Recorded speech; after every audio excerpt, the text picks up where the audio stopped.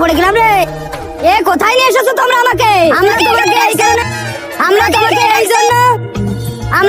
এই জন্য আনছি।